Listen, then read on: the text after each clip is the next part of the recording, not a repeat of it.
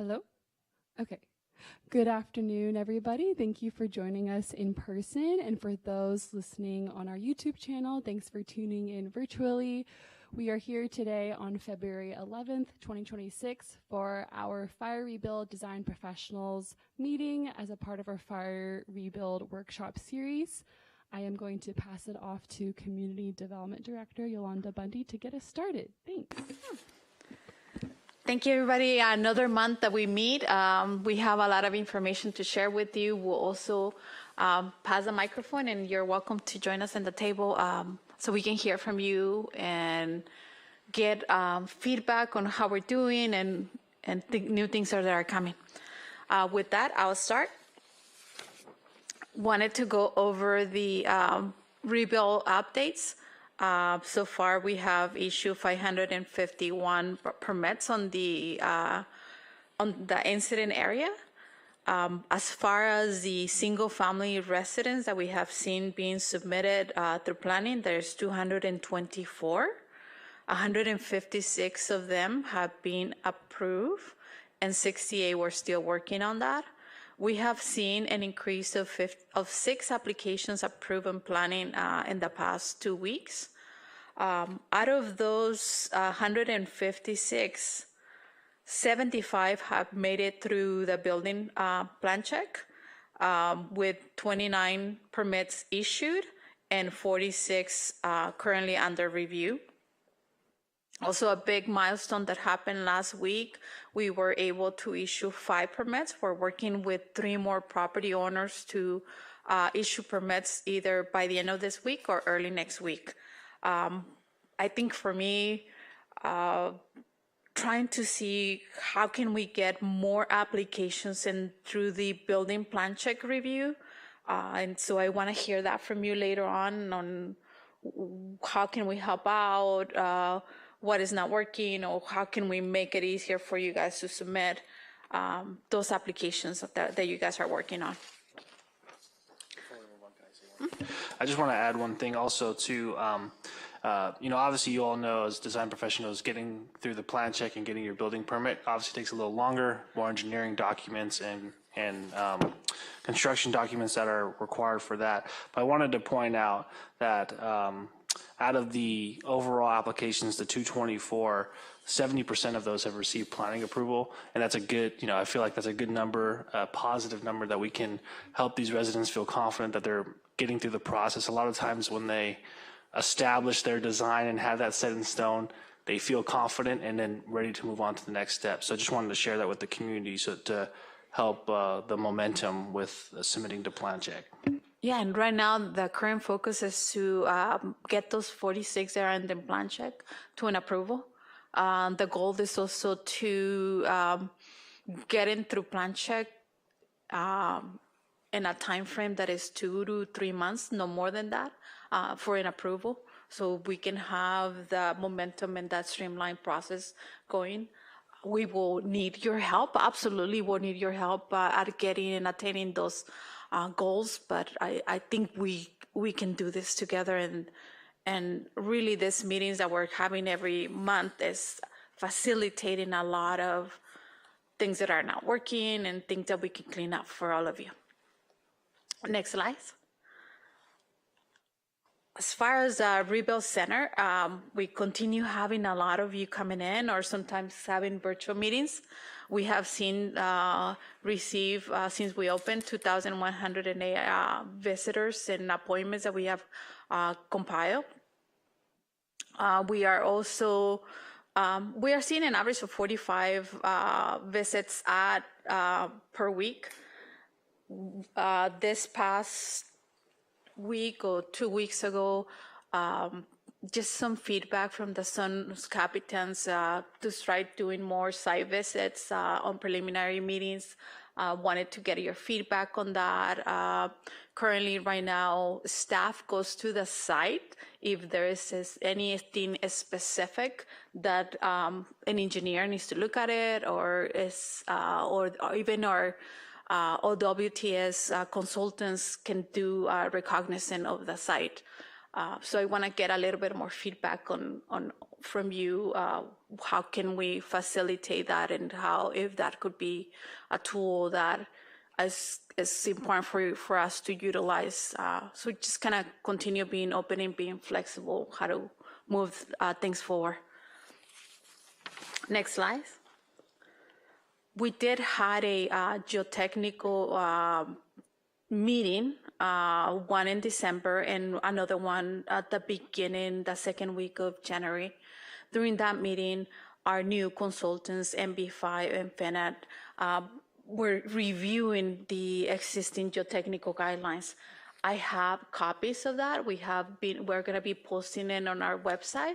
I'm not going to go one by one, but at least this will give you an idea of what has been changed or added to it. This was discussed during the meeting with the rest of the geotechnical professionals, but we hadn't had the chance to release it clearly and complete. So we're passing that to you. We will have, we're trying to set up also another meeting with geotechnical engineers so they can understand what the new changes are. It's not more changes, it's making it easier. And the feedback that I'm currently getting from some of you, and want to also hear from you, that the geotechnical reviews have been done in a way that that you guys as consultants for geotechnical are able to respond to it, and but we want to continue hearing and seeing your feedback on that. The other thing that it was talked during the geotechnical guidelines workshop at the beginning of the January was to make sure that we stay with the turnaround times. And that is also that I want to check with you and hear more from you. The next item that we have is an item that we talked last month, section 110.2.3.6 of the county building code, which we adopt, has a specific provision for properties that are in active landslide that have been lost through the fire, on who is allowed to rebuild that property, right? And states permits, these permits can be issued to owners of the property at the time of the loss, their immediate heirs, and their authorized representatives. This has been a topic of conversation. Next slide. Due to the fact that some of those parcels are being sold and transferred, so we heard from the community. We also heard direction from council, and with the city attorney's office, we were able to find a solution for this. The other document that I'm gonna pass around is the new affidavit for authorized representatives. What this will allow is if a property owner decide not to rebuild and sell the property, this document will be an affidavit that we recorded on the file for any parcels that are being sold through different generations. It's just one document for the rest of the history of the parcel, meaning the rights of rebuilding will go with the land, and this document will only be recorded once.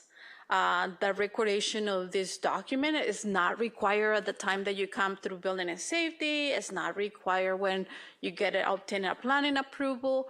It is required prior to the issuance of the building permit. So that will give the families enough time for this document to be recorded. If you look through it, it's very simple. It states that the owner releases authorization, and the authorized representative, this affidavit will run with the land and shall bind upon heirs, successors, assignees, and subsequent owners. That is item number 5 on the second page. So far, we have shared this document with some real estate agent that are processing new selling of those properties, and we got good feedback from them. But if you guys have any questions or specifics with those property owners that you're helping, please let us know. Next slide. This is just a copy of the authorizations that we just distributed. The next slide is the federal executive order. I know this has been a topic of conversation lately. January 27 of this year, President Trump put out an executive order in regards of fire rebuilds, with the understanding that FEMA will take jurisdiction over some of those permitting. We have not heard back on details on what's going to happen. Our understanding there is going to be a 30 days, a 60 days, and a 90 days announcement. We have not, the city has not heard anything about it. We don't have a position on it. We have never seen this happen. So we are continue working with our city attorney's office. We're having meetings with the attorney at the state level. And as far as the state level, continue to state that they don't have a lot of information on this. One thing that I receive, and many, possibly some of your property owners have received, is a letter from SB Loans. So properties that are requesting a federal loan or an SB loan can be eligible for this type of issuance of permits through the federal government. It appears the SB loans already are sending notifications to those homeowners, but then again, the city does not have details on that. But I want to make you aware that some of your homeowners that are asking for federal assistance might get this type of documents, and you might have questions about it. We will pass the microphone around and see what are you hearing, but so far the city does not have a position. We're waiting with for the federal government to let us know exactly what this is going to mean for all of us. Next slide. Wanted to spend a little bit on coastal properties update. The city council is going to be hearing from Public Works Department regarding the sewer update. In some of the meetings that we have, we usually hear from you and ask me, hey, Yolanda, what's going on with the sewer line? Is it happening? It's not happening. February 23rd, during a council meeting, this project will be presented to council, and staff will be asking for direction. So I will recommend that if you're working with a family that is on beachfront property, to make sure that they know that this is happening, so the council can hear their feedback, and also you guys as design professionals hear what is going to be the decision of our city council. We will cover that results of that meeting on our next professionals meeting, which is March 11th. So stay tuned. In the meantime, projects that are on beachfront property continue submitting their projects with their seawalls and septic systems, and those are the ones that are getting approved. There's also has been conversations and questions in regards of existing seawalls. Can they be repaired? Can they be reused? And the answer is yes. We continue meeting with the different coastal engineers and the homeowners. We just issue a permit for another coastal property, the Randalls, and they are reusing their seawall. So there's ways to go about it. So just want to make that clear for all of you that are helping the families. The next one is also your hearing or is the seawall. There's some of you are getting emails from Public Works say you're gonna need a FEMA variance for your seawall in case you have received an email from Public Works stating the variance need to be issued prior of the issuance of permit, please disregard. It's just a confusion. The new interim city manager has authorized us to move forward with conditioning the approval of those seawalls and those permits on beachfront properties, while Public Works still goes to get an ordinance put in place for these variances. This does not mean that you need to go to a planning commission. That's the other thing that I'm hearing. Like now I'm hearing a lot like now we need to go to planning commission to get a variance. This does not mean that. I just want to make it clear. You want to? So it's not a zoning variance, so there's no planning commission. It's a variance through the FEMA regulations, which is the Public Works Director is the FEMA representative for the city. So it's a separate one. That's why it goes straight to City Council traditionally. As Yolanda mentioned, the city is working on a potential ordinance to make those administratively approved. So no more City Council authorization for those type of FEMA variances. And how that is going to evolve and how that is going to be done is going to be a simple process. I just met with the interim city manager, and it's just a document that needs to be recorded with the property. So it's no coming in, providing documentations. The city has already reviewed the plans with all the department's approvals. It's just that document needs to be done in accordance with the FEMA requirements, and also for the city to stay in compliance with it. So we do not see another burden for our families, and we're trying to keep it very simple. The other issue that came this month was with having a new company, Buffett and Nichols, doing the coastal reviews. A lot of your coastal reviews came out with different standards that the city used to use, and that has been a process to onboarding a new company that did not have the institutional knowledge, that did not know how we were doing the coastal reviews. All of that has been now addressed with that company. We will follow the current standards and direction of council, not to add sea level rise to those homes. Those homes will be designed following the FEMA requirements, and keep it simple, right? The same thing with the coastal standards. We will use the ones that has been adopted and used since the incorporation of the city and before the incorporation of the city.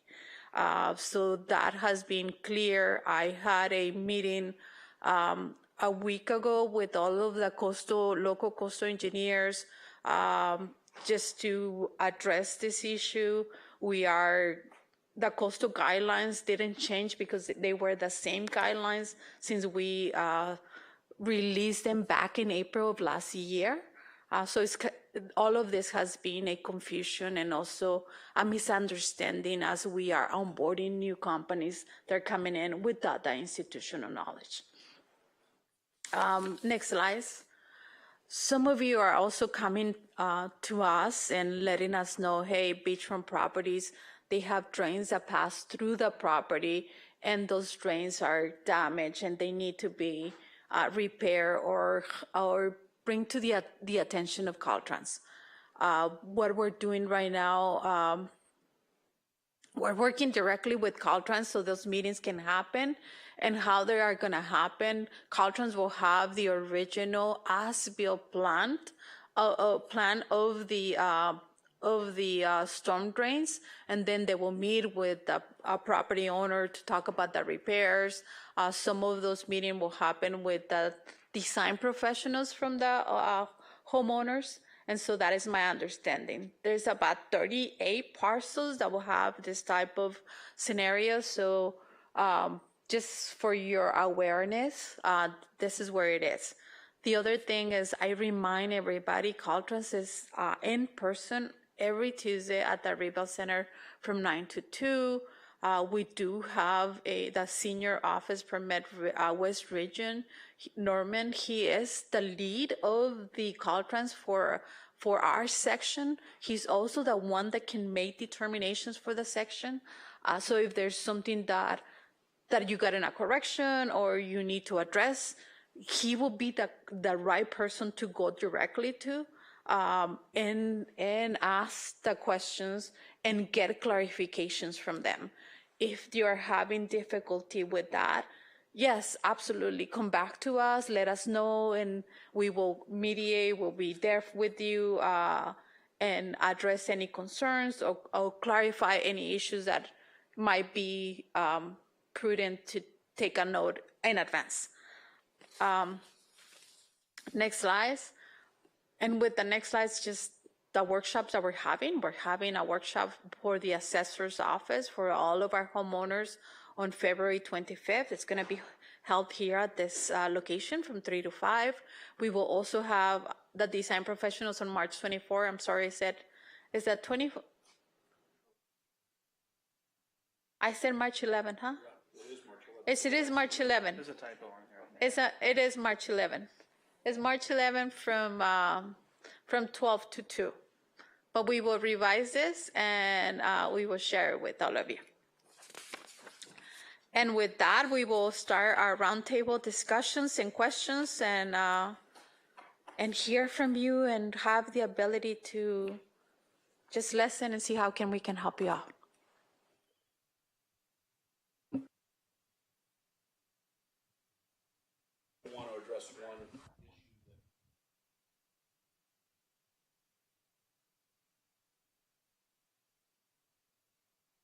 Okay, Reg Brown, coastal engineer.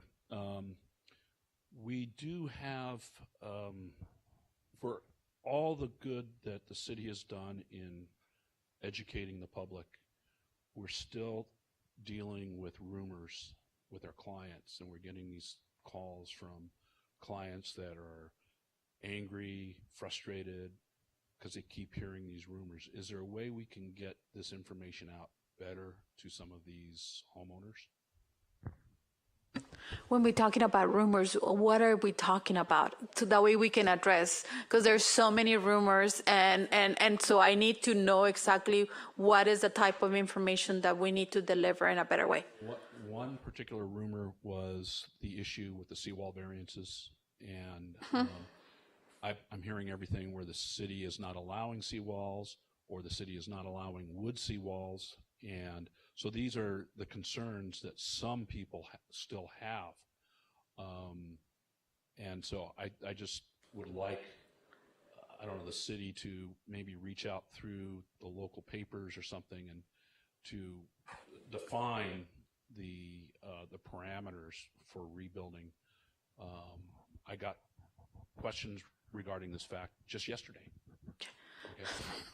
And no, thank you. Thank you for letting me know. And the reason why we wanted to make sure that there's so much information right now that I want to make sure that we tailor the message to that community regarding the statements that you just mentioned.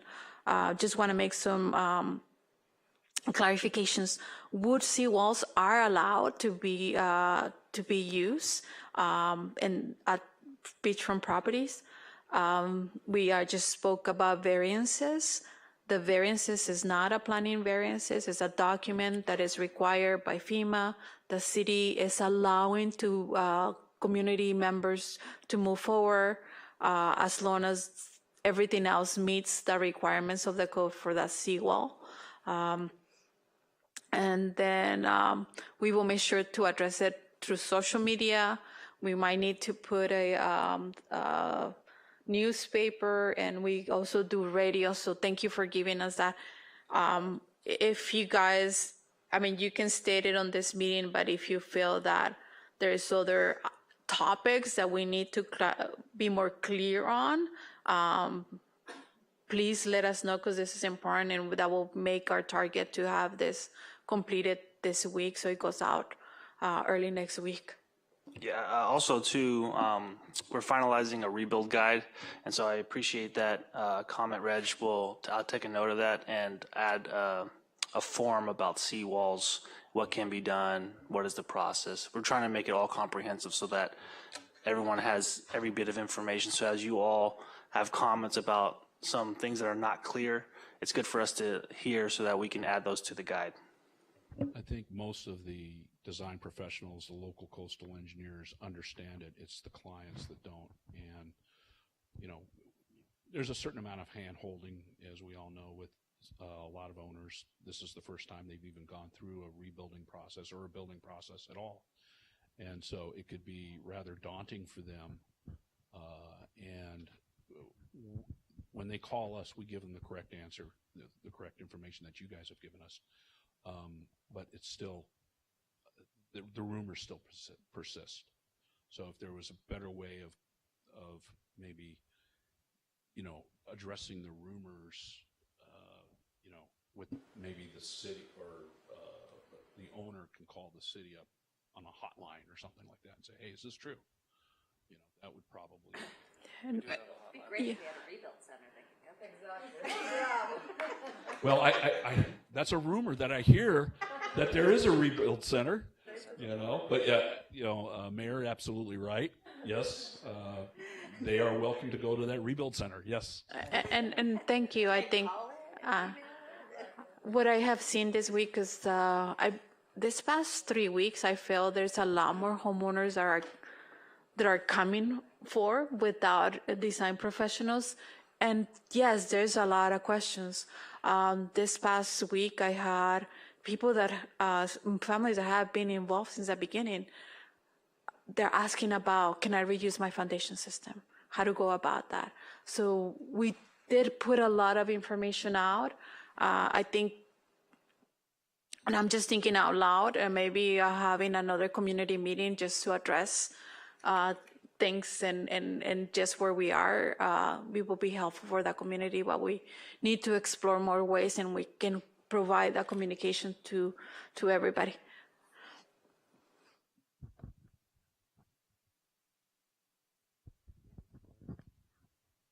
I have a question. Okay, can you hear me? A couple of things.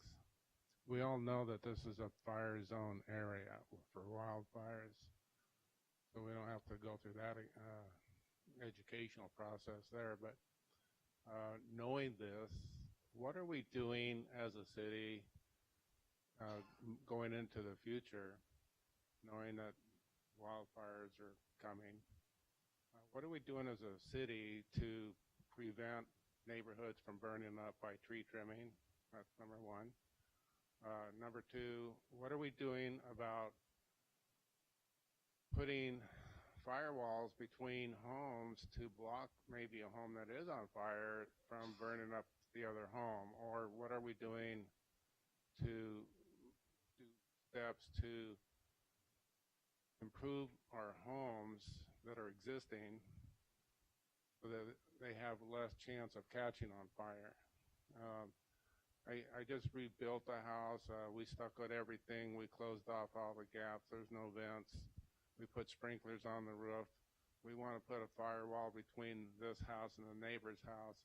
But there's so much that you have to go through for just a simple block wall. We're experiencing you know, the issues, the codes, everything that you want to do to protect your house from a neighbor's house. And they have trees. I had the fire marshal out there. We looked at the trees, and he agreed. He says, yeah, all this has got to come out. I said, well, where's the enforcement? Who's enforcing this? I mean, who's going to the neighbor and saying, they got to go? Because it's a wall of trees that will burn up everything. And who's enforcing this? And who do we go to say, hey, you know, there's this neighbor, trees are overgrown, it's a fire hazard. And then going back to the homes that are being rebuilt, what are we doing to make sure that they're showing some signs of rebuild process that they're going to create more of a firewall between homes so that if their house does catch on fire, it can't spread, or the fire can't get to their house and burn it up. I'm currently working on a home right now, for an example, where all the homes around it burned up except for this one. And it doesn't have any overhangs. And it's a completely stucco house, steel frames. It got a lot of smoke damage. There was a ladder laying next to the house that burned up, railroad ties that were used for landscaping, and then were plastered. Well, the plaster is still there, and the railroad ties are all gone. And completely gone, down into the ground gone. It's amazing to see. But the house is still standing, you know, so there were things done to the structure of the house to prevent it from burning up. No overhangs, I think, was a big one. It had big windows. Just has smoke damage. Thank you. Thank you so much. So I'm going to try to take one at a time because you have a lot there. As far as what are we doing as a city, our council members are here, but also I want to say you have your public safety department. They will be, they're finalizing the safety assessment after the fire event. So the city already are looking back and learning from what we went through and how can we do things better. I think this document is going to show the community and the city council what we were learned and what are their recommendations. This is not being done by city staff. This is being done by experts. They're providing those recommendations. As far as the existing neighborhoods, again, public safety have those public safety liaison. They go to the property. I believe you just call in, make an appointment, and they can go around the landscape and do the best recommendations for that parcel.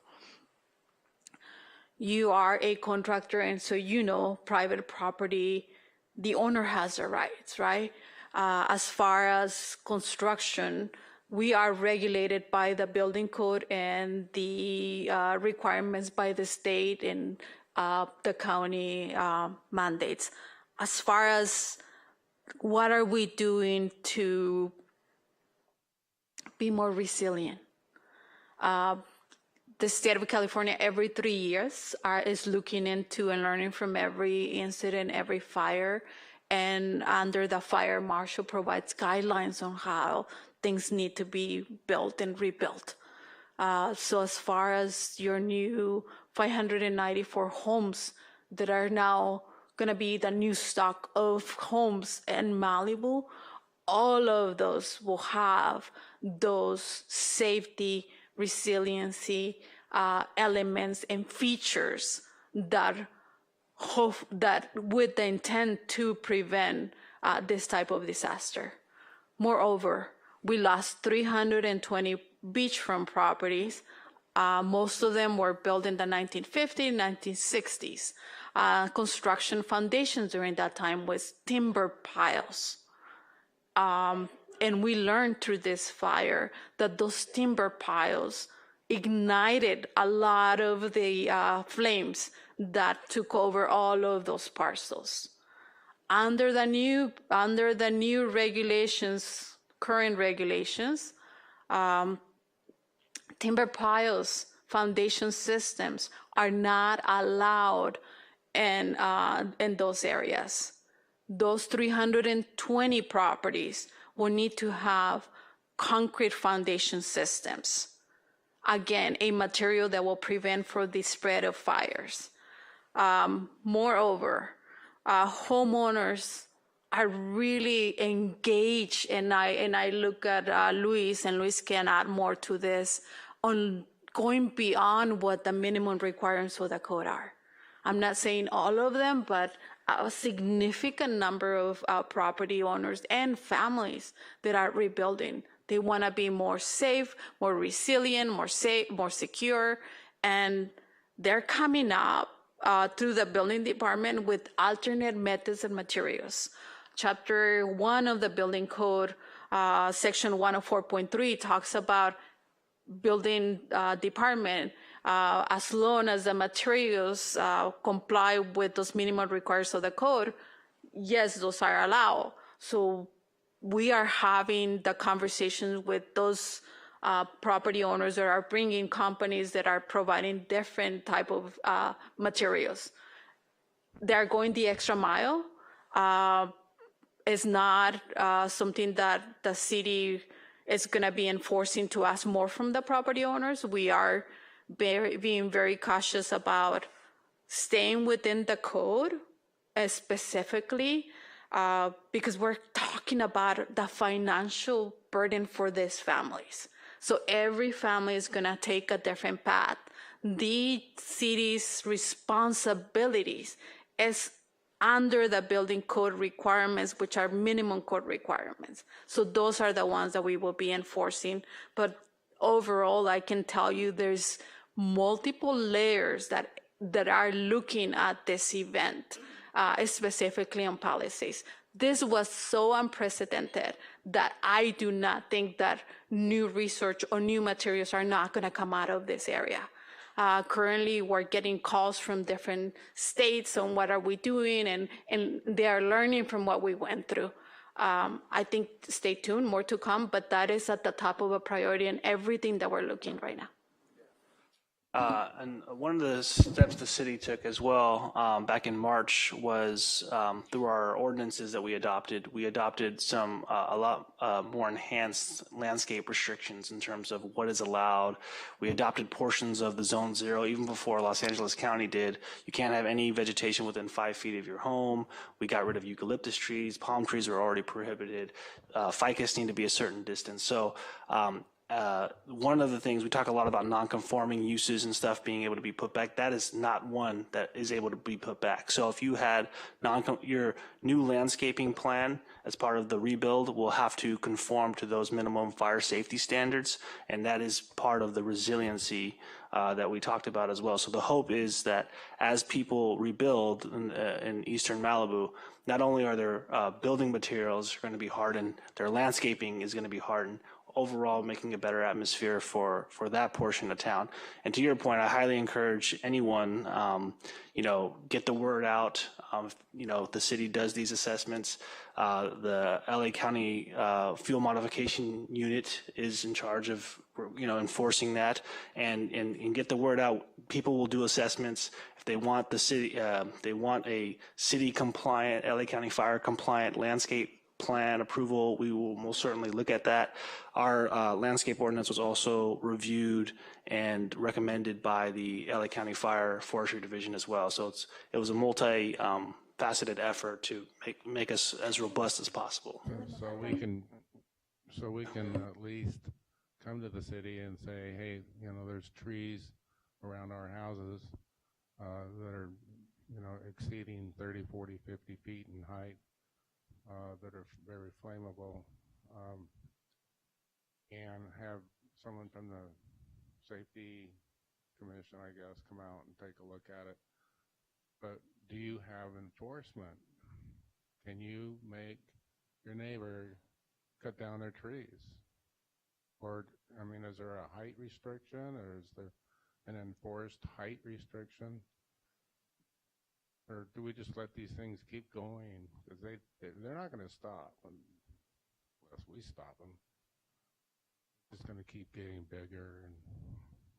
We do have enforcement. We have code enforcement. So again, it depends on if you feel that your neighbor has trees that are not within the compliance of our zoning. Also consider there's our existing conditions. The new regulations that we have is for the new buildings that are coming out for. I'm going to pass the microphone to our council member Conrad. She wanted to. I just wanted to add that a few months back, the community director and Tyler and the council passed like a resiliency fast track sort of program, so that things like water, you're able to have that on your property, generators, more quickly. So that was something that you guys did, which was great. Thank you.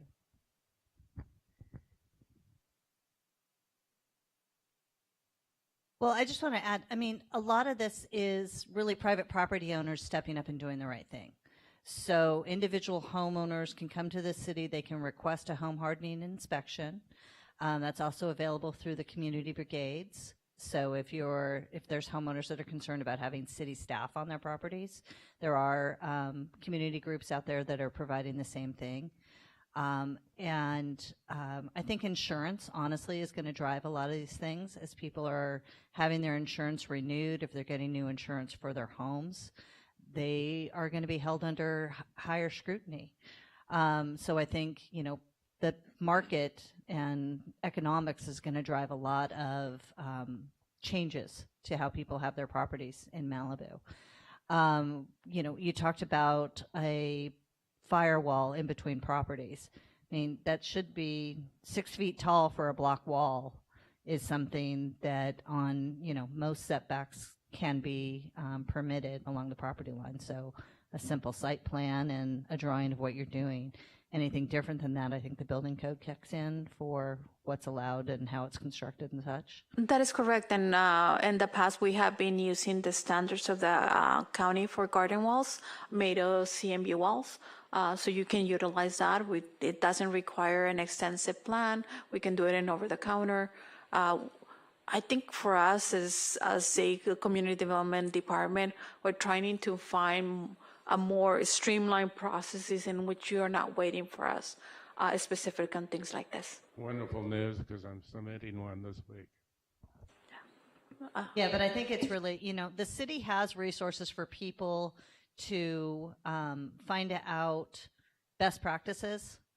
There's a lot of resilience. I was at an environmental sustainability department meeting yesterday, and there's an amazing amount of resources on both our city website and the Zone Zero website. So people just need to reach out. The information is at the city.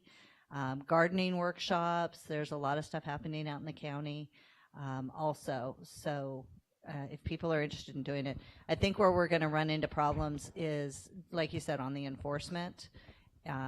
If their vegetation isn't violating a law, if it was planted in different times, maybe view protection might be a way, but that's also proven to be a difficult thing. So I think neighborly, bring over a plate of cookies or a batch of brownies, have a barbecue, try and be a Firewise community, and do things as we're all better off if we work together to find safety solutions. So a little bit of honey probably will go a long way instead of enforcement. So. I just wanted to add a couple of things to this discussion, and I hope that there's a lot of design professionals listening on online. I can remember when the 93 fire came through Malibu, East Malibu, started in Calabasas, and within an hour it was in the city limits. It totally took out the entire neighborhood of Rambla Pacifico. There was one house still left. That house was covered with stone veneer that was highly reflective because it had mica in the stone. So it reflected the heat. A lot of these houses explode from within because it gets so hot in these firestorms. So we have to, as design professionals, we have to take that into consideration. And also, you have to take into consideration a complete understanding of where we are in Southern California. We're surrounded by native brush, typically called a chaparral. Chaparral needs fire to reproduce. By the time chaparral is 7 years old, it gives off a flammable oil to attract fire. So this is the environment that we are dealing with in Malibu, and I want the design professionals to know that. Okay? Well, this is Luis. I wanted to add to what Reggie and Yolanda were saying about the rumors. I think it is impossible to control rumors, right? People talk. So I think it's our job as local architects and design professionals to stay as well informed as we can. with the help of Yolanda and Tyler and the rest of the team, and same for the council members present here that are super involved and interested in being well informed so that we can portray that information to our clients or prospective clients, right? I have, and I want to be thankful for that because, and especially also I want to thank Tyler for mentioning the Rebuild Guide, something that we've been insisting a lot. I think that's going to help a lot once it's out. I have a few questions about the GEO, the new GEO guidelines. It says at the bottom, highlighted, that this does not replace the previous guidelines. It adds. I think it adds clarity, but it's important to know that the previous guidelines are still up, right? So maybe one more effort in condensing the information, simplifying it into just one would be cool. Thank you, Luis. And that is the intent, to continue having the meetings with the geotechnical group. Last time that we met, MB5, if you remember, our new consultants wanted to see a lot more reviews before they can also provide more recommendations. We will continue working with this guideline, which is more clear and can be used for all of our families. Perfect. So now I have just a couple of questions. The new affidavit, so it talks about assumption of risk and release. This does not replace the ARR, right? That is correct. It does not. So I haven't been able to find one ARR, and I've been researching online, and this is something that the GEO department gives the owners at the time of permit issuance. It would be really nice to have it uploaded to the website amongst with this and all the other documents for people to know what they're going to be signing on, right? Yes, and we will. Thank you for bringing that to point. That's one of the things that we need to add. I feel that as we are looking and bringing more documents, we need to have a list of documents, because not everybody will need to fill out this type of affidavit. The affidavit that I just shared with you guys is only for parcels that are being sold on an active landslide. And so regarding also the assumption of risk and release also adds, have a specifics on who or what type of properties are required to fill that out. Typically, both are always going to come hand in hand, right? Because this affidavit is when you are forced to meet the 110, which is also the authorized, except for when you're not. This is actually, right? I'm sorry, this is actually when the property is sold. So this would not, even if you're the original owner and you're not selling your property, you don't need to fill this out. But this is only required if you fall under the 110 LA County Building Section Code, right? And selling. And selling. That's what you said. said. Okay, Yeah. perfect. So no matter what, if you're under 110, you're going to need to sign the ARR. Right. Regardless. Yeah, the assumption of risk and release. So then that definition for the authorized agent, sorry, this is educating me, and I hope the rest of No, and I'm our glad that audience- you're asking the question. Building official lingo that I am not aware of. Is there a building official bulletin that is official that gets published or something like that? So is it true that every time you as a building official make an official interpretation, that gets posted somewhere for everybody to have access to it? Usually the cities have policies that have the interpretation of the building official.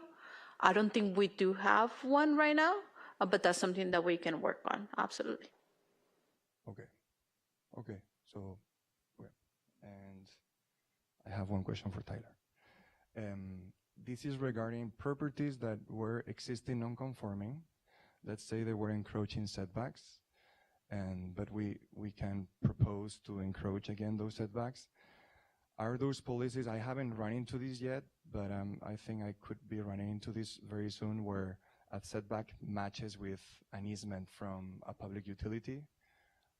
Are those public utilities being aligned with the city interpretation of being able to rebuild what was there before, or are they enforcing respecting those easements, even if the city was allowing us to? Yeah, that's a great question. It depends on the easement, is what I would say. Utility easements, Sometimes those are allowed to re-encroach if there's no real issue, if there's still access to those utility easements. If it's access easements, sometimes we are having people correct those. And Drainage. what was it? A drainage easement. Drainage easement, again, that's usually one that, as long as the drainage is being accounted for, we will let you more or less kind of go back into the area that you were. And to confirm this, I assume this would be a good question to be brought into the rebuild center, right, and meet with the agency that we should be meeting with to confirm this would be Public Works in this case, or planning, or both. Because sometimes there's like a little, one says yes, the other one, I never said yes, and now you have to change your plan. We haven't run into that issue for utility and drainage easements where nobody has prohibited someone from going, like their foundation going back to where it was prior. So that hasn't been an issue. But I was mentioning before, sometimes for street easements, those are the situations that have been corrected. Amazing. Thank you so much. My last question, I promise. I really appreciate the effort from the city and building and safety to prepare slip-in sheets and code lingo that we can just paste, so the process is much faster, and this is great. One of my trusted civil engineers has told me that Public Works would allow you to insert the local stormwater prevention plan, but then building and safety is giving corrections on those. Therefore, you need to rehire the civil engineer to prepare that. And no, thank you for letting me know. I was not aware in the past, and this is our policy. We follow with in alignment with Public Works. With those BMPs, standard sheets can be added to it. So standard sheets are going to be good, are going to be bulletproof. Basically. Yeah, so I will talk to the consultants. So that's what I need to hear from you. Corrections on things that are not aligning. Thank you. So I'll make a note and talk to the consultants on that regarding the BMP standard sheets. One thing that I forgot to put in on the PowerPoint, we're hearing also questions on pools that are being proposed on the fire areas. Pools, we're having questions. Do I need to get an approval by the fire department? You do not need to get an approval by the fire department. The other question that comes in regards to pools, do I need to have a draft for the pool? Hydrant. And you do not need to have the hydrant, and this is per the fire marshal. As long as the fire flow from the hydrant is less than 1250 GPMs for properties not on Big Rock. For properties that are on Big Rock, is 750 GPM. So just want to make that clear for all of you. These are the questions that we're getting over and over. Property owners want to have a pool, want to add a pool, and they go to the fire department. Fire department do not need to give you an approval to submit through planning. For an existing pool, like if we're rebuilding an existing pool, or is that for like a new pool or any pool? For any pool. Thank you. Yeah, new or existing. Sorry, I was going to, just to add to that, there's a lot of people wanting draft hydrants when they're not required. Is that something that's possible? If the statement directly from the fire marshal stated that if they want to put it in place, the fire department will be okay with it. Got it. Not required. Adding home hardening. We're allowing you to do the minimum necessary, but you can always do more. Got it. It's been a big question from homeowners, because the other thing is, you don't have necessarily a hose for your draft hydrant, only the fire department does, but they, and they're not expensive, so they like the idea of having it, even if it's not required, if they, meet the fire flow. I had a question. I know water's always been a question about how much water we have in the mountains to service Malibu. And how is that moving along? Are we increasing our tank supplies? Are we increasing our pipe supplies? We are, yes. So for Western Malibu, not affected by this fire, those projects are moving along. The Encinal Canyon tank is getting close to final approval, so that would be good for that neighborhood. There's a project in Trancas that is also underway that is being privately funded, but it's going to be a public utility. There's also another one on Las Flores that also is privately funded, that will be a public utility. So there are many avenues that are underway to increase the water tank supply for Water District 29 and the fire department. What district would be down by Trancas? What district would be Trancas? I believe it's still WD 29, yeah, involved in that one. There's a lot of areas up high in the hill up there that you're on your own water tank. They don't have water, city water. Like on Anacapa and those places, yeah. Is that ever going to change, or we're going to get water? I don't recall the extent. I don't think they go that high from what I recall, but there are areas, a lot of areas within Trancas that it will serve. But the ones that are on Anacapa to the very north there, yeah, those are on private water wells, and they need their own tanks to supply their homes. And from any other of you that have questions, concern, how can we do things better, specifically for the fire rebuilds, please give us your feedback. One of the items that I needed to check with all of you is this week we got a request from the zone captains that we meet weekly, stating that when corrections are being completed, the reviews are being completed. In the past, we used to release if environmental health completed their review, we'll send it directly to you and you start working on it. Our understanding, and maybe Luis can provide more context on this, is that is creating confusion, and what the zone captains would like to see is that all of the corrections are retained and not sent back to you until the 10th day, and at the 10th day, we'll release it. I just want to get your feedback, and maybe you want to add more context to that, Luis? Yeah, and just real quick, Luis, we've been hearing mixed things, right? And just for you guys all to know, we set it up so you can go as fast as you want to go. So, as soon as a department is ready to issue, they've been issuing, so you can get started on those. Some people have preferred that they all come together so that they can keep the holistic design involved. Similar to when you submit your applications, we're allowing you to kind of piecemeal them, if you will, because we're trying to be, conscious of everyone's different. Everyone's on a different timeline. Everyone's a different scale of money that they have, and we want to keep the flow going. We don't want to be a holdup. So. And for us, it's also to be more streamlined, expedited. So we are here to hear from you. We're not changing everything at once, but I need to hear from everybody their feedback and how it's working or how it's not working. I really need to hear from the design professionals, just because you are the ones that are managing the project. And so if that is creating a problem and we're creating a burden for you, I need to know so we can address that. I can respond directly to that. Personally, I appreciate getting the comments in real time, so that gives the consultants a chance to see the comments and start addressing them right away.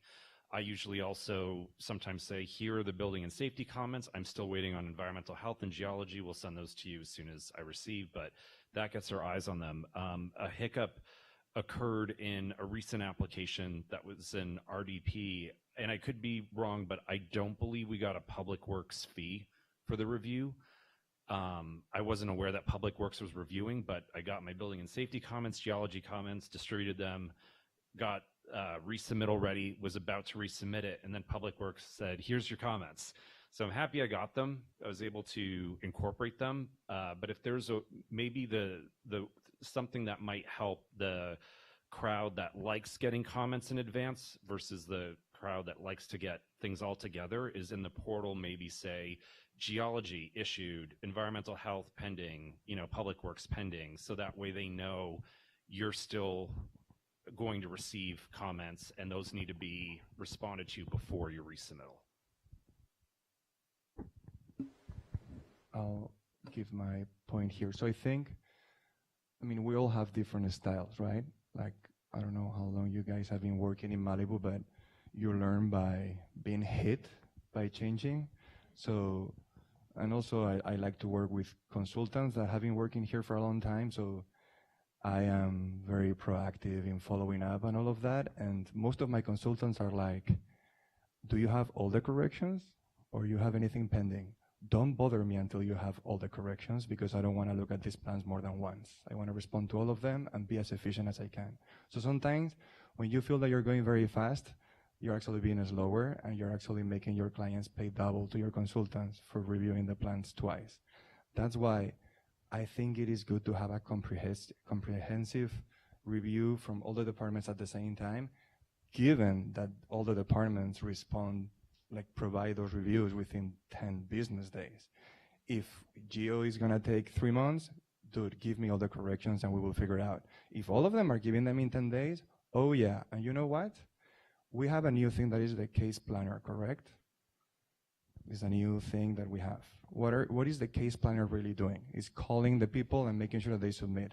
It's actually a reveal case Exactly. case management. So why, this is just an idea, like trying to help.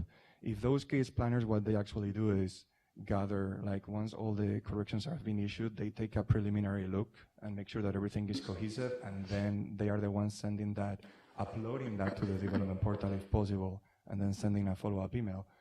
That's like cool, because then that way, I mean, if you have good professionals with you, do it as you wish. But if someone from the outside, it's good to let them know, wait a little bit until you have everything. And by the way, this is what the county is doing right now. Rachel Tacon, in August, they changed the approach, and now they are not releasing corrections. They also have the 10-day business rule, and they only release them when they have all of them together. So if they made that change, that tells me that someone feels that this is a good idea. But again, we won't know until we don't test it. Yeah, and it's not that we don't want to test it, and it's not that we don't want to hear. The county also has a lot less permit issues than what we do. So we're trying to, and I mean, you can disregard, because I am at the Rebuild Center all the time. And the same thing is happening when you guys take care of the architectural, but the structure is still working on it. And you say, Yolanda, just meet with me. Let's get the architecturals done. So I just kind of want to be flexible in what is working for everybody. I need to be cognizant that not only you, Luis, are here, or we need to be a city where we are flexible for any type of ways of doing things, especially right now. It's not I'm saying, no, we're not going to do that. Maybe we'll hold the reviews for all of your projects and then send it at the 10 days for you. And we can create a list of, I like the idea of put it on the portal and tell me which ones are still missing. So I'm still need to wait for that. I think on this, I need to get a little bit more clarity from other of you that please get the microphone and let the city know what you want to see from the city. At the end of the day, we're here to work with you, and we need you to get more approvals and get these homes for our families. Yeah, I just wanted to touch on what the city can do for everybody here. What Yolanda having these meetings, and she's been very, very proactive with these meetings and meeting with us on an individual basis. But what we're dealing with is how we can make the homes, or how the individual homeowner can make his home more fire resistant.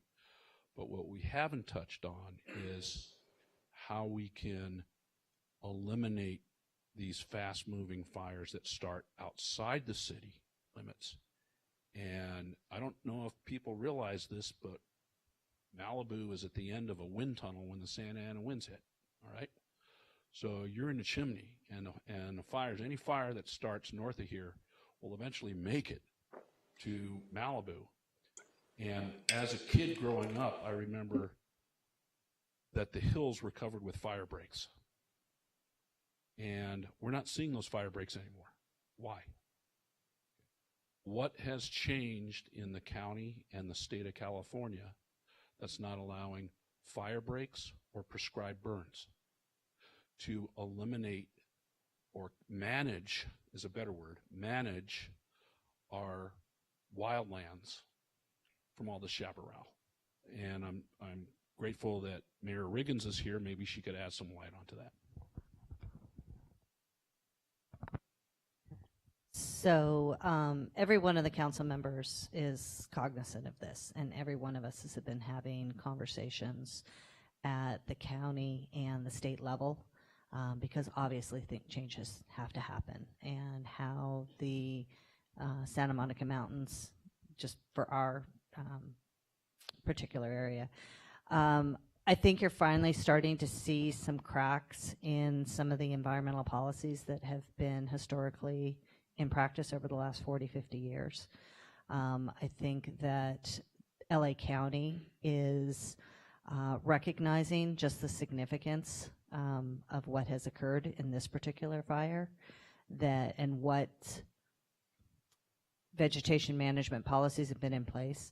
So they are starting to look at a variety of different things, and they've had plans on the shelf. They're starting to actually get looked at by the legislature, by the governor, and things like that. I think it's going to take the insurance companies. I think it's going to take the homeowners. It's not something that the city council is just going to be the only ones that are going to have to fight this.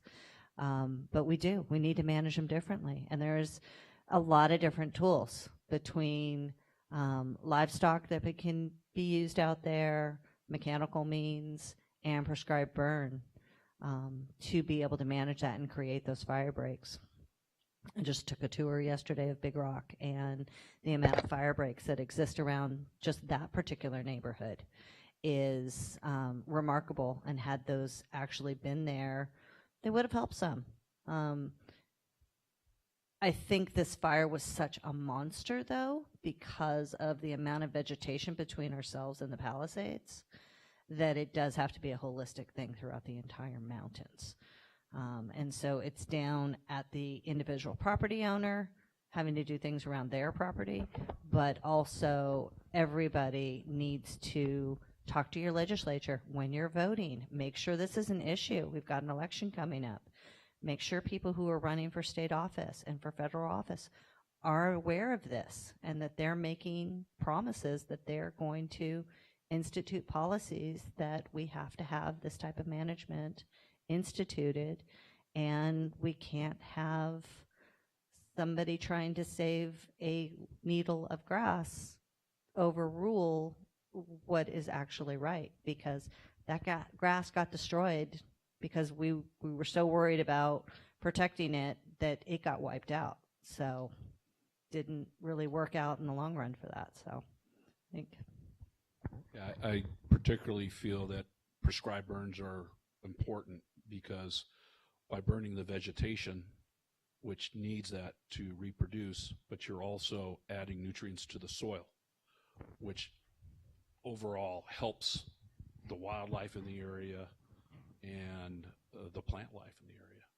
So we need the fires. It's just that we need to manage the area so that the fires don't get out of control, that we're able to get on them. And so obviously fire breaks, your traditional fire breaks, would not have stopped this Palisades fire from happening. 90-mile-an-hour gusts. It was crazy. It was like taking a blowtorch to every house along Pacific Coast Highway. But it does slow it down. Okay, it does slow the spread down. And particularly if a fire starts in an area that is surrounded by fire breaks, that gives the fire department leverage in fighting that fire by using those fire breaks, and not have to put a fire break line around and completely contain it. We can use that fire break as part of the containment. So I encourage the city council to actively pursue a change in the environmental practices that we're dealing with in the city, and particularly here in the Santa Monica Mountains. I just want to say something. Regarding fire rating and all those fire, I think that's a theme for it. Fire rating is super complex. We're talking about fire rating requirement, what building code requires you, that's a minimum. But I have a client who is asking me, I want a 2 hours my fire rating wall. And I have 2 feet of walls and 10 feet of glass. And doors and windows for residential have a 0 fire rating. And that's what people are forgetting. We are building glass boxes because multi-million-dollar views. And he's fighting for this little tiny wall to be 2 hours fire rating. I'm like, okay, it doesn't make sense. So that's very complex.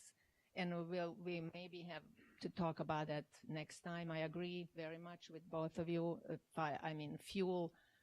Fire fuel is what we have to reduce, not some walls between two houses. That's unfortunately will not help when the wildfire comes. So that's a little bit more complex and difficult. Yeah, I agree with you. And I think, people need to remember the difference that some of the requirements in the code are if your neighbor's house does catch fire, to protect you until the fire department can get there and put that one house out or those 2 houses so it doesn't spread, which is different than the wildfires. And I was just going to add, we have proof that large fire breaks work because we had the Franklin fire. And the Franklin fire saved the rest of Malibu. Had we not had that fire in December, we would not be sitting here right now. Cleaned up, this whole area would be gone. So that's another thing to remind people that we had a fire break and it worked. Yeah. And also, for the fire rating for doors and windows, there are requirements that has to be fire rated depending how far your window is from the property line. That's a code section. But another stuff that I want to go between those two guys, I usually 100% agree on everything what Evan wants, which is when you do plan check review, we receive from every department separately so we can start working on it because some consultants need more time, some less. But I understand what he is hitting on, and I kind of like it. First time, I agree. Is basically what he wants it because some departments are slower, unfortunately, some are quicker. And he is basically saying, let's just, you say 10 days, 10 working days to get all comments back from the old departments. So he will make, if we do that, what he wants, then we will have everybody review it in 10 days. If we do what I want and Evan wants, get a separate stuff, then I will have a maybe public works in 2 weeks or whatever, and geology in a month. Why not both? I love them both, exactly. And so when we're talking, you guys continue stating that it's taking up, and it has taken a month or 2 months to get the geotechnical. I acknowledge that. The goal is, and this starts with the rumors, right? We have a lot of property owners that are hearing this. I just want to be cautious about what we're stating. The city has a commitment to get it done in 10 days. We have 2 companies doing the reviews now. We have not done it. We will get to it, but we're not talking about the continuation of releasing corrections in a month. And it's within this 10 days. I just want to, not what Luis like or what Nada likes. I want to, what is better for the families. That's what I want to hear. I am here for the families. And we might have a hybrid of the two so we can help you do your job. At the end of the day, I just need to know what is that you're missing, what is that you need from the city to do your job so we can have more homes to be rebuilt. Okay, to tell you that, we don't need them. Most of the stuff are basically on us. City is doing an incredible job. I just rejected 6 projects in LA County because I hate working with them. But I have 1 project that I'm finishing up. But City of Malibu, you guys did an incredible job, everyone. I mean, you guys are waiting for us. I have a client, I meet with him every week and say, when I'm getting my permit, I said, when am I going to submit? Because you're still changing, you're still adjusting. And that's not by you guys, it's by us and the clients. That's all, just to tell you thank you. And on that, changes, because this is the other question that I'm getting right now. council graciously has waived fees for the building permits and the planning reviews, right? So, so when you are talking to your homeowners, please make sure that you're capturing all the changes, because after we issue that permit, per council direction, we are not able to continue waiving the revisions of those plans. So unless council decide to go back and revise that portion of their direction. But I kind of want to make it and share with all of you, it is important that you capture all of their changes in advance so they can get those fees waived. Yeah, I wanted to go back again to individual department delivery of corrections versus cohesive one. And again, so this is something that is, there's different approaches to it. The way I do it, I always wait to have all the corrections regardless of the style, and then I review everything once I have everything, and then I distribute it, and that's the most efficient, and it works. So so what I'm trying to say with the reviews at the same time, it only works. So the way it's working right now, it is every department sends their email whenever they have the review, and they are working on trying to get it within 10 days, right? This is what we have right now, so no need to change. And from what I hear, I try to stay connected with a bunch of residents, and as Yolanda said, the zone captains, and I try to keep them also like as well informed as I can, so the spread of rumors is contained too, right? So I'm volunteering my time on trying to get this under control, doing my best. But I see a lot of issues with this, each department delivering the corrections separately, not cohesively, without a review from the city. So this is like me asking the city a little bit to babysit. So we have this multi-department approach to things.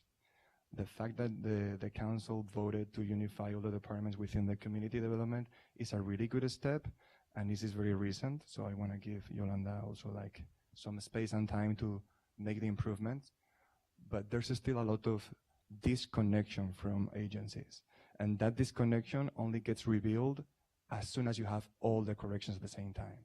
So that's why trying to think out of the box, if we commit to this timeline and we get all the reviews at the same time, I think it's going to prevent from multiple mistakes and frustration to get all of them cohesively. And this would only be demonstrated if we try it.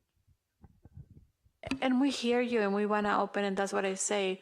We can try a hybrid way of releasing all the corrections to those of you that need to wait until everything is completed. I think for me, it's work with each one of you. I have learned that having just one way to go is not working. So I'm trying to think out of the box and being flexible and hear everything that has happened. So we will start a hybrid, setting up on waiting for departments to respond and sending all the corrections to you.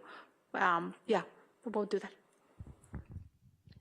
Well, I was just going to say, I hear you, and I know I experienced this firsthand, being at the counter in my previous life. And so I think it really is an education thing, and I think maybe the city can do a little bit more to help distinguish the building plan check process.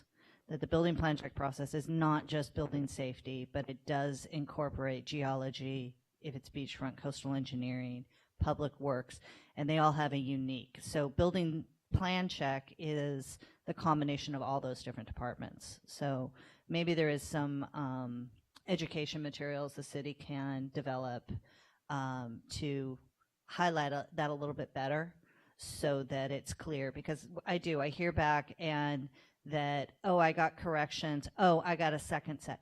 So it's not that that the city is necessarily issuing additional corrections. It's just a different department is doing it.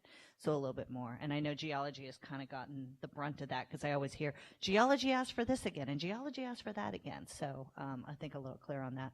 With regards to the revisions, it's not just money, it's also time. Because in a lot of ways, sometimes the project stops because of those revisions. So I know that most everybody in here is an architect and has that design element, and you want to make your client happy with their changes. But one thing I have kind of started to say to people is that change worth this dollar amount and this amount of time delay? Put it into just, practical. This is going to stop your project, or this is going to do this. So again, more education like that. So I think we can come up with some stuff. Well, I also encourage the homeowners and also the design professionals to actually visit the city website. The city website's got a lot of guidelines on there. And even though with the fire rebuilds, the LCP has been waived for the fire rebuilds, it's actually a good document to review because it gives you reasons why certain things are done. And so I would encourage everyone to get on that city website. Pretty much everything you need is on that website, and I'm sure, this has been a learning process for the city. It's been a learning process for me and the other design professionals as well. I think the city has really done a terrific job at responding to this. I know there's always going to be people that think you should respond sooner, but I've been here since before the city was incorporated, and it's a learning process. If we can develop these guidelines and make them available so that people aren't calling up the engineers or the architects and going, what do I do here? What do I do here? If they have a place where they can go and say, oh, okay, I need fire sprinklers for a house that's over certain square footage or whatever, that'd be, something like that would be great. Fire sprinklers, yeah. I was just going to say, in regards to revisions, on every project I've worked in Malibu, there's revisions, and I've had to sort of manage the expectations of homeowners many times. They don't understand why the city cares that they want a window bigger. And I have to explain to them, a construction permit isn't just a blanket permit to build. It's based on a specific set of parameters that we put forward and said we were going to do. One thing that a lot of homeowners have struggled with is during construction, they see the framing go up and things become real no matter how much renderings you had before and explanations. They say, I've got to have this window bigger. And the contractor, he's like, I have to build this window bigger for the client. The inspector says, I cannot inspect this if it doesn't match what's on paper. You need to get this approved at City Hall. And just generalizing the blanket statement at City Hall, we are busy, this is not our problem. And then no inspections get done, contractor can't move, and homeowner says, why is my house not being built? Why does the city care about my window? You may need to update framing plans, energy calculations. I all know. And a lot of the time seems small, but touch everything. It might touch drainage, civil engineering, etc. But if there's a way to have a faster approval process, maybe concurrent submittal during construction for homeowners, because I don't see that ever stopping a homeowner to making changes during construction. Those are great points. Real quick, Evan, appreciate that. Since we became a community development department, that's been one of our main targets is focusing on cutting out the fat, cutting out the red tape. So you will see in the very near future a lot of expedited in the substantial conformance realm of things, in the deltas of things. A lot more things will just be building plan check deltas and not substantial conformances. We're going to be completely eliminating a lot of the back and forth and waiting for others to do.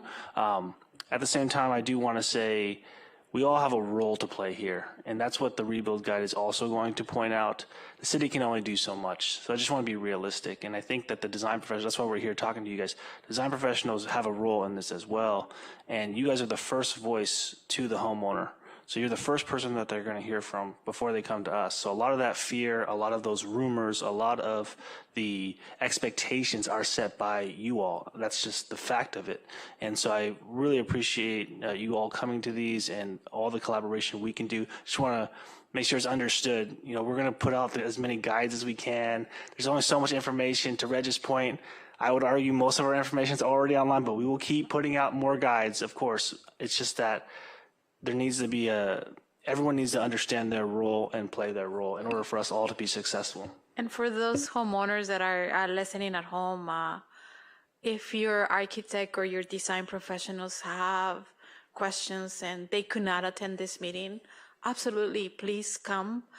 You don't need to come to the Rebuild Center. We have the Rebuild Center. You can come to City Hall. We can meet virtually. We can have a conversation. However, we can be the tool for you to rebuild your house. We're here to help you out.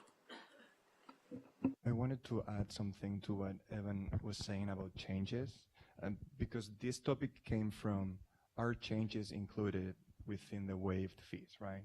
So the problem is that there's bad actors too, like maybe you were the homeowner and you want to try 5 different designs and get them approved. So that's not fair for the city. So this is, again, the city is going to give you 1 permit in planning, 1 in plan check, and I don't even remember if the inspections, the permit issuance was covered or not, but 1, right? The thing is, like, again, people realize during plan check phase that maybe they didn't design it as they wanted and they need to make a revision, and that's where this comes from right now. So maybe a compromise, and again, me thinking out of the box, if Marianne is looking at me like, if the council could approve like a package where, okay, you are the homeowner, you get 1 plan approval, you get 1 substantial revision, you get 1 plan check, and you get 1 change in plan check. That's kind of, if we do a survey of how many applicants go through the city and the number of revisions that each applicant makes is probably 1 or 0. So that would be like a compromise. It's just, we're very thankful that at least they get 1 fee approved. For Woolsey with the fire department, they didn't get it, right? So things are getting much better now. But again, we already have the no. Let's see if that can get approved too. Yeah, and we will. We ask all of those homeowners that need to reach out to our council members. The city staff needs direction, and right now that direction is to only waive the fees for those homes that are being reviewed. That's one, before, with no revisions. Add that I think that's completely fair to not allow the fee waiver to continue after construction permits are issued for changes, because the main issue during construction is that the construction fees are so high. They're paying for construction every day, thousands of dollars. The fee's not the problem. The issue is getting a change approved timely so that they can continue with construction. Don't tell a fire victim that the fee is not a problem. Every single dollar is a problem. So that's... I think what Evan's point is though, yes, the fee that the city is no longer waiving once the revision is the smaller portion of that. When your construction stops, your contractor is moving on to another job, depending on how long that is, and getting them back onto that job. And the amount, all sorts of things can occur once that job stops. So really being cognizant, is this change necessary?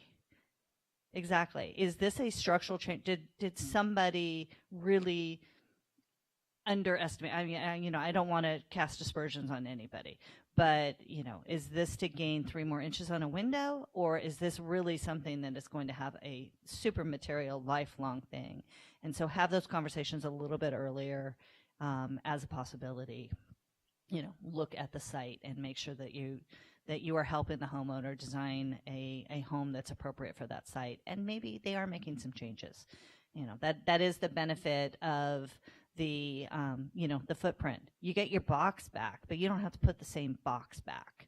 So take that time to kind of do that. And I know these people have been waiting a lot, so I'm gonna. And we're going to transfer, but before we go, I just want to make it clear for those homeowners that are listening. When we're talking about a revisions for those fees, it's an hourly rate of that, what it takes the staff to review that revisions. It's not paying again fully for the permit. So we're talking about possibly 1 hour, possibly 2 hours of staff, depends on what the scope of the revision is. Just want to make that clear for all those homeowners that are listening from home. Yeah, so I just had a comment. You mentioned the zone captains. I reached out to, met with the rebuild departments, and they forwarded me that information. I just did an introductory email to each one of those zone captains. I only was responded like 2 or 3 of them, but of the responses I got were, we don't give names out of people that we don't know. And we're here to help. We're here to, collaborate with whoever we need to help rebuild the community. So it's just a comment of feedback that we're getting with trying to help. We want to be here to help. But then we get comments back that we don't know you, so we're not going to give you your name out to help with people. So it's just a comment on just some feedback we've been getting. I want to make a comment on, or a question on some of the rebuilds that are going on the beach right now. We're at a point in the permit process where we're actually building a couple of homes on the beach right now that got their permits back in July and August. One of the problems that the design professionals are having, and it's actually a problem for the homeowner, is this concept of adjoining seawalls to your neighbor's seawall. And your neighbor may not be as far along in the process, the permit process, than you are. And you're ready to build. You don't want to have to build this return wall that's going to cost 10 grand a linear foot. You want to be able to attach to your neighbor's seawall, which hasn't been built yet. Okay? How can the city help in that regard with, if they can, with allowing one seawall to be built and then waiting for the other seawall to be built to connect to it? Is there any relief that the city can give on that? So for the people that do have communal seawalls, we are meeting with them, and we're doing our best to facilitate those meetings, easing the burden, easing the mentality to kind of get them through. At the end of the day, it is on the adjacent homeowners to also sign up for the plan and collaborate. If this primary owner is willing to maybe front, I'm not saying they have to do this, but there's other things going on. They front the cost to get them started. If they're not exactly ready yet, there's an agreement that they come to so that they can get started on the rebuild. There's all types of scenarios that people are working out, but the city has been, so if you, Reg, have a group of people that you're working with, we're more than happy to meet with them and the neighbors to kind of help them, guide them through the process and understand what it is they can do. We're also, one thing that we're also allowing is if you do have a communal seawall and you're not necessarily ready to rebuild yet, so the one in the middle is ready to rebuild and they're going through the permit process, but maybe this neighbor isn't, if they just want to do their seawall before they even submit a plan for that, because that was existing, we're allowing that too, because it's going to facilitate the protection of the house that is under permit. So just want to make it clear, this is for existing walls that are being repaired. When they have a continuous wall, we're trying to find ways around helping those families. The city's focus right now is for those seawalls, the ones that can be repaired and they can be protected, and so homeowners don't need to start from scratch, from new. That is the whole intent. Meeting with them, assessing the sites, and helping them by facilitating the conversations with the neighbors. We're trying not to get so involved on who signs or who's gonna go together. But we do have set up several meetings for beach property owners that are sharing walls. Some of them, it is very complex because some of them, this is the second home. They might not look right now to rebuild. My understanding is some of them also are very difficult to get a hold of. So there has been the conversations in which we had a seawall in Las Flores beach where there's 39 parcels that used to share one communal wall. Not all the 38 property owners are on board of moving forward together.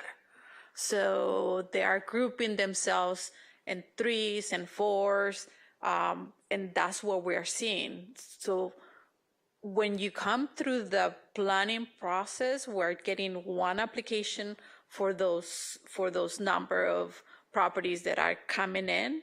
So you submit an application to do a repair for a communal wall that is going to be constituted of 4 parcels.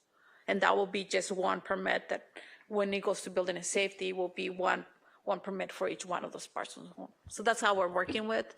We're also meeting on rebatements, how much can that be reused? So we are very open to help those families and their design professionals. So if you have any questions on that, those we're taking one by one because we have different situations. But yeah, the whole intent is to protect those seawalls. And that has been #1 priority for us right now. On a couple of occasions where we've had seawalls going in, the end of the seawall simply turns back towards the street until it dead ends against the hill. And sometimes we call those dead men. They actually aid in the structure of a seawall to keep it standing straight up. And sometimes we'll place another dead man in the middle of the seawall that returns back to the highway area. And that way you can contain your area and move forward and build your house.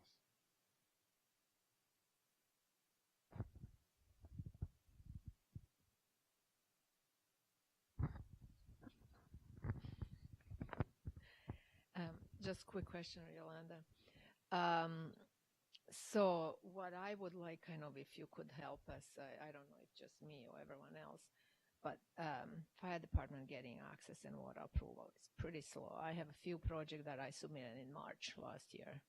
And I basically walked the property on Big Rock with Chief Diwali, and he approved that, sent me an email.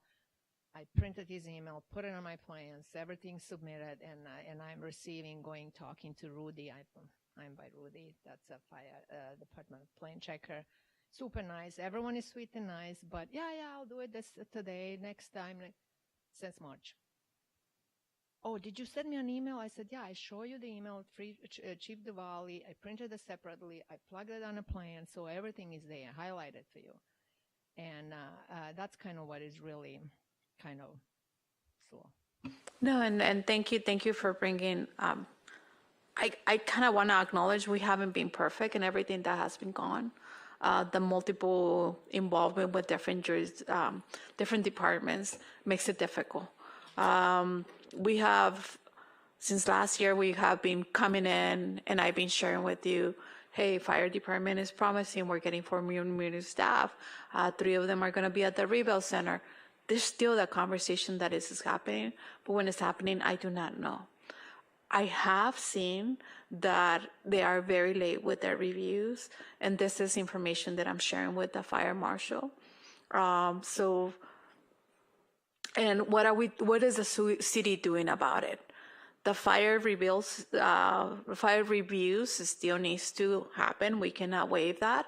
But what we're doing, if there's occupancy review from the fire department, that you have not gotten approval, but we are ready to issue a permit. We issue the permit with that conditions that your fire approval will be done before framing start moving forward. So we're trying to, in a way, make up the time. I don't think that is a sustainable solution to continue doing that. So we will continue working with the fire marshal. But right now, like I mentioned at the beginning, it's finding ways around it and being flexible, and so we can keep on moving, and because that's what the families need us to do. And but I hear you. I will make sure to pass this along to the fire department, and yes, we do have a problem on that. Okay, another question. Fire department is reviewing access and water at the beginning, usually, and that's okay. But I don't understand why they're reviewing life and safety, because they're reviewing same things like you guys are reviewing. I remember in one of the first meetings after the fire, it was like the brilliant idea that they were gonna let you guys give the occupancy approval. What happened with that? Good point. Yeah, so just for clarity for every homeowner that is listening at home, what we're talking about is your occupancy, your fire exits, your smoke detectors, even your wild urban interface features, which those materials are fire resistance. The fire code and the building code, it kind of duplicates information. And I remember this when I came to the city. I had that same conversation with the fire department and the fire marshal and through the Woolsey fire. And there's the stand by the fire department is that is part of the fire code, that there's their responsibility to review and get it done. We will continue having that conversation. Yes, at the beginning there was a discussion in which they will just review access, fire hydrants, and water approval and fire access, but they continued reviewing occupancy. And that's why we feel comfortable about issuing the permit with conditions, because we feel we already capture all those nodes, we already capture everything that it needs to be done. So it's easier for us is still coordinating, working hand in hand. But yes, I hear you.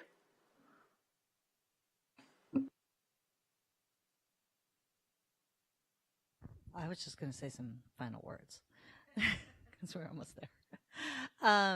You know, I've been hearing from a lot of different people. I've been hearing from homeowners. I've been hearing from a lot of architects. I've been hearing from a lot of other design professionals. I kind of want to speak to the homeowners specifically that, you know, building a house is probably one of the most difficult things that you will ever do. And whether you hire an expediter or other design professional to guide you through the system, you need to still stay involved. You still need to ask questions. If you, you know, I'm hearing that one homeowner is hiring one set of experts and they're telling them that they have to do certain things to meet the minimum code standards, and then other different homeowner is getting different advice from a different person. And the thing I can just say as one homeowner to another is ask questions, be comfortable with the decisions. If you, you know, it's like going to the doctor and getting a second opinion for some diagnosis that they've given you. Go ask for those second opinions. When you're buying a car, you look at a lot of different cars and features and things like that. You should be taking those same steps. Don't just write a check and turn this responsibility over to somebody else. You know, biggest question I would recommend people asking, do I want to design to the minimum code standards or do I want to go for something higher? And what does that difference mean? What's that time? What's that money? What's that going to mean to my house, my insurance, everything else? So please, homeowners, take a very active role and ask these questions when you're engaging people and interview. Just because one set of design professionals worked for your friend doesn't mean you're going to have the same personality. So take a little time, get a team that you trust, establish what your budget is, establish what your life and safety comfort levels are, if it's just minimum code standards or if you want something different.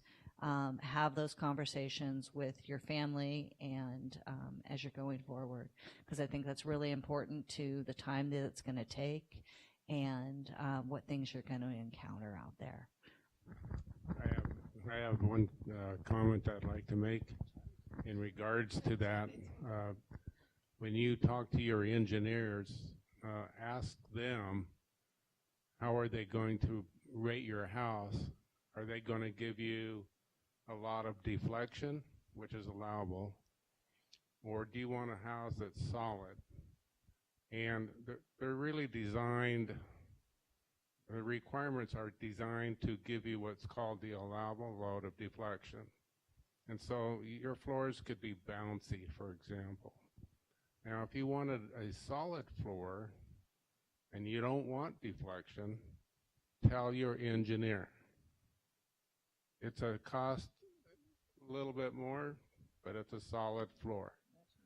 And they're required to give you what's the allowable load of deflection. Just FYI.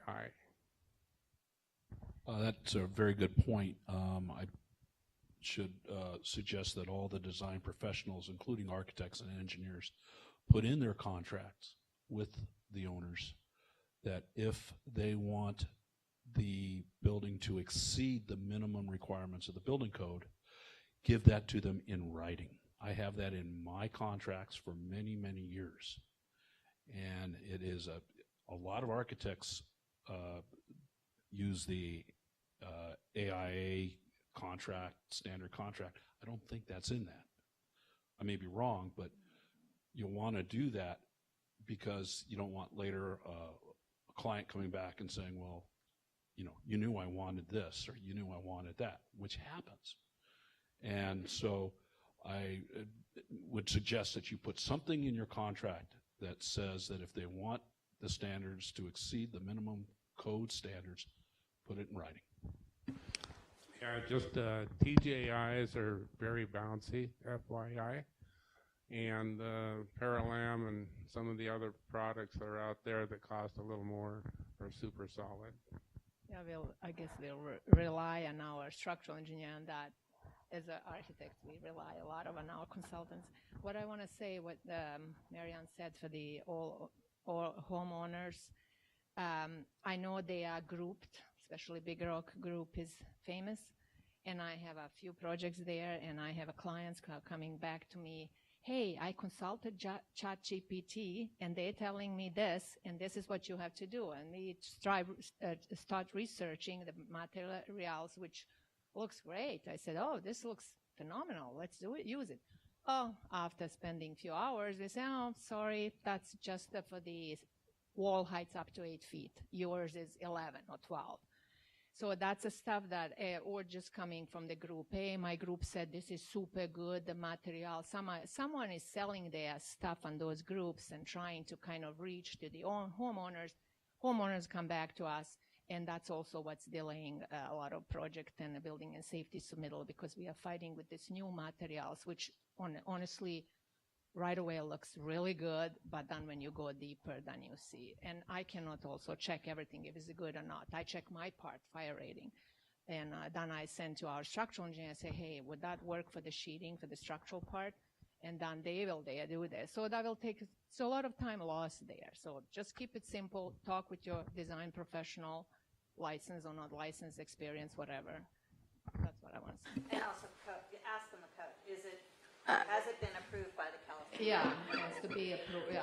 Oh, and tested. I think within that, I know you all know because you have attended every meeting. But reminder for those homeowners or design professionals that have not been with us, the California Building Code, County Code 2023 is the one that governs for the fire rebuilds. I'm seeing a few property owners that are now want to go with the 2026. So just sharing that with you, the city is accepting either or. There was a family that when the structural was only 2026 code, and the architecture were in 2023. So we are also working with that. Just let us know what you're going to be submitting. Do not just submit and then later on you get corrections. And so we want to be aligned and make sure that that is communicated to the consultants. I want to ask a quick question about that one because the governor suspended the new codes, building codes, but we still have the new fire codes, right? The chapter 7A, which if it includes occupancy, if you submit plans starting January 1st this year, we have to comply with that updated occupancy. So have we been able to compare what are the additional requirements from the Not a lot of changes are between occupancy. So I would not foresee that you're going to get a lot of fire department for those checks. that get permission to build up to frame and then. Yeah, no, not a lot. What we would try to do is give a brief synopsis of things that are different so you guys are aware. I also, next time, I want to give you a little bit of brief of why the homeowners decided to go with the 2026 code. And so that way you have more information and then you can present it to your homeowners and decide how you want to move forward. It's 1:58.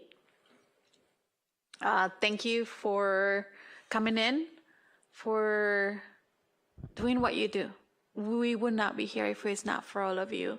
Like Tyler mentioned and Councilmember Riggins, we're counting on you on being the voice.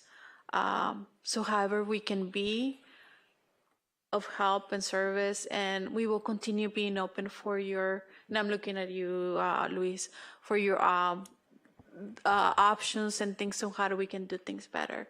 I think for me, that I want this for it to feel more like collaboration. It's not just back and forth. So however we can help out. And honestly, it's also for all of the families that are listening and the community. We need to rebuild Malibu, and that is the goal for this year. So we need you. Thank you, everybody. We'll see you on March 11th. Thank you, Yolanda. Thank you, everyone.